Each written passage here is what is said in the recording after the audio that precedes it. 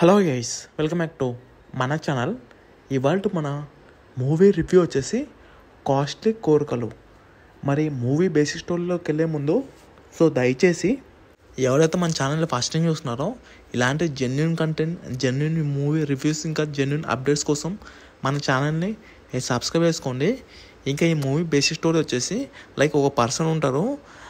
తనకి చాలా సమస్యలు, చాలా ప్రాబ్లమ్స్ ఉంటాయి. మరి అలాంటి టైంలో తనకు ఒక మనీ బ్యాగ్ దొరుకుతుంది.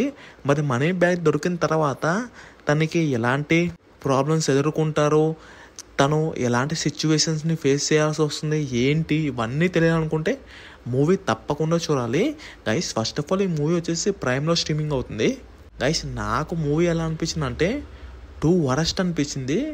ఎందుకంటే సరైన స్క్రీన్ ప్లే లేదు, at a same time cinematography అనేది టూ వరస్ట్ ఉన్నాయి. ఇంకా ఈ మూవీలో యాక్ట్ చేసిన వాళ్ళు యాక్టర్స్ వాళ్ళ పర్ఫార్మెన్స్ కూడా టూ వరస్ట్ అనిపించింది నాకు. ఎందుకు అలా అంటున్నాను అంటే వాళ్ళు యాక్ట్ చేసేటప్పుడు చాలా వరకు ఎవరైనా యాక్ట్ చేస్తే న్యాచురల్గా అనిపించాలి, కానీ అసలు నాకు ఆ యాక్టింగ్ కూడా చాలా వరకు సింక్ కాలేదు. సో నాకైతే వరస్ట్గా అనిపించింది. ఇంకా ఎవరైనా వాచ్ చేయాలనుకుంటే వాచ్ చేయొచ్చు. మూవీ రన్ టైం కూడా చాలా చిన్నది. మరి ఈ మూవీకి నువ్వెంత ఇస్తావయ్యా రేటింగ్ అని చాలామంది అడుగుతారు. నేనైతే 5కి జస్ట్ 1 ఇస్తాను.